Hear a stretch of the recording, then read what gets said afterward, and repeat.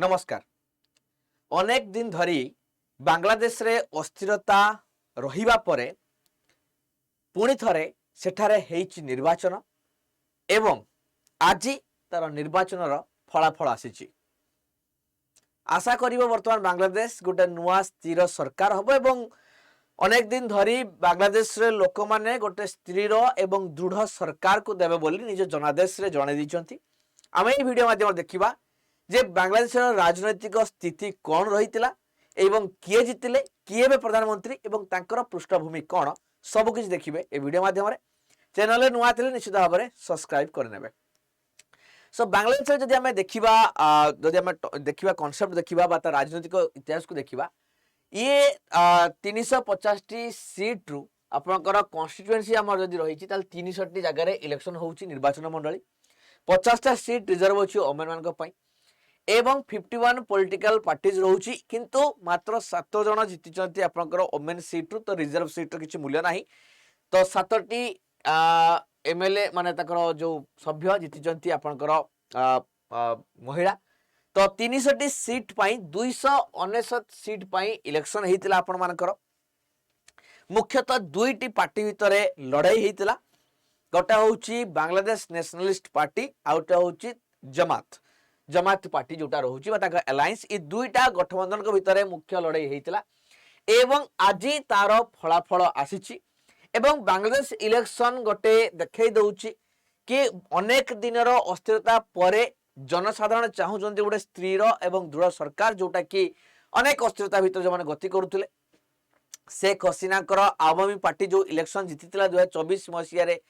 कह जाउतला अनेक कम भोट रे मतदान होता टर्नआउट जहाँ को कह जाए कहीं बहुत लोक को बैन कर दिया भोट देवाई एवं ताकू असिद्ध घोषणा कराला। बांग्लादेश रे लोक माने शेख हसीना को मारिया गोड़ेले जहाँफल सी आसी शरण नहीं रहमान को द्वारा जो सरकार माने चली पूर्व सरकार जो चली माने स्थिर सरकार तो नथिला सी माने से सिचुएसन स्थिर सरकार माने कराई से सरकार कराई परवर्त अवस्था इलेक्शन इलेक्शन रिजल्ट आज आसी एवं इलेक्शन रिजल्ट स्पष्ट देखा दूसरी गोटे स्थिर सरकार हाँपाई जाऊँगी कहीं ना बीएनपी बांग्लादेश नेशनलिस्ट पार्टी बर्तमान गोटे लैंडस्लाइड विक्ट्री कर बांग्लादेश नेशनलिस्ट पार्टी आपंकर टोटाली 216 सीट तार जो अच्छी अलायंस गठबंधन सहित जितुची एवं तार मुख्य प्रतिद्वंदी जोटा कि आपंकर जमात इस्लामी सी आपंकर 77 सीट जितुची है ये 76 लिखा 77 टोटाल एवं जब अपडेट देखा 77 सीट जितुची बाकी रहिले जहाँ छोट छोट सब पार्टी गुड़ाक रही जीति गोटे दुईटा लेखा तो मुख्यतः आपंकर आम देखा ताहले 150 सीट होची आपंकर मुख्य पाइबा जोटा कहवा सरकार करने जो रही मैजिक नंबर तो ताकू स्पष्ट भाव में क्रॉस करिछि एवं बीएनपी बा बांग्लादेश नेशनलिस्ट पार्टी बहुत बड़ नहीं एवं पावर 20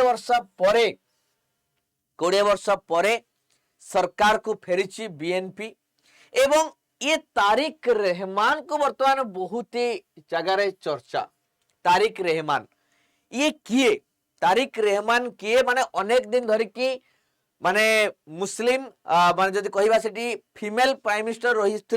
एवं बहुत वर्ष परे आज तारिक रहमान प्रधानमंत्री होगापाई जाउछंती भारतर प्रधानमंत्री तारिक रहमान को विश करछंती कांग्रेचुलेशन जणाइछंती ए विक्ट्री पाई इलेक्शन जितवा परे एवं समस्त मन प्रश्न कि 17 वर्षर निर्वाचन पर प्रधानमंत्री हेबे ये तारिक रहमान किए कहीं 17 वर्ष पर्यंत निर्वाचन रहिला बेले कहा जायतिला फ्रॉड लैंड केस रे जतबेले ताकू अरेस्ट करा जायतिला एवं एक्साइल करा जायतिला परवर्ती अवस्था रे से फेरीथिले केतेबेले ना निज मांकर देहांत परे एवं ई तारिक रहमान ताकर बापा और माँ किए आम टे जानी से मु कहबी आपण को तो ताको बापा होउछंती किए ना बीएनपी बा जो पार्टी बर्तमान जनमत पाइछि बांग्लादेश नेशनलिस्ट पार्टी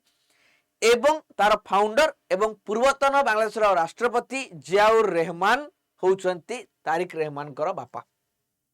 माँ किए ना माँ होउछंती खालिदा जिया जे कि पूर्व प्रधानमंत्री रही सारिछंती बांग्लादेश रे। बांग्लादेश जितेबाला तैयारी है जदि मैं पृष्ठभूमि कहबी टी हल्कार ताहले शेख मुजिबुर रहमान जो आवामी पार्टी रही कृषक मंच रही प्रथम बांग्लादेश स्वतंत्र प्रदेश है 1971 मसीह गोटे नुआ देश तैयारी है 1978 मसीह ए पार्टी तैयारी है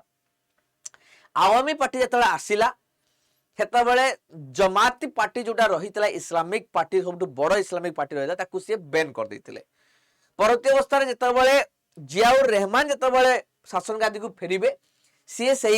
जमाती पार्टी को बैनटा उठे देथिबे किंतु मुख्य जदि डेमोक्रेटिक दल भाव देखा ताहले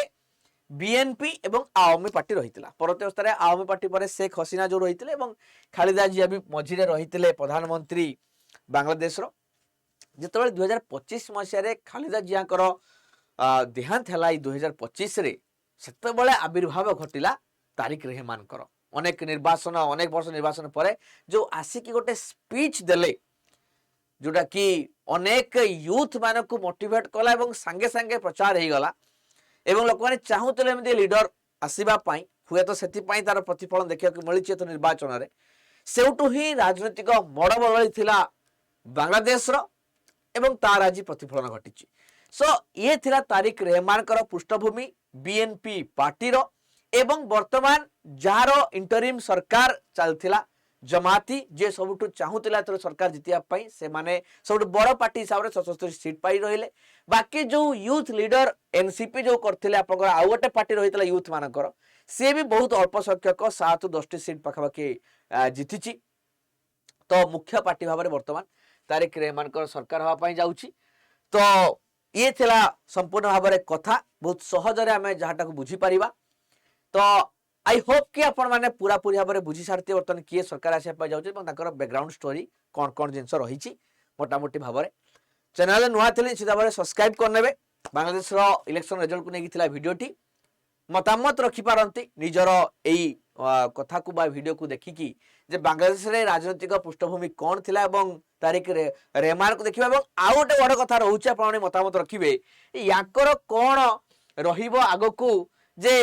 इंडिया प्रति यांकर आभिमुख्य कौन एवं बांग्लादेश इंडिया जो संपर्क रही ए सब कथा को लेकिन आपण माने केमिति लक्ष्य करूछन निहाती भाबरे मतामत रखिबे चैनल नुआ थिले सब्सक्राइब करिवे मु रहिली आपण मानकर मतामत अपेक्षा धन्यवाद।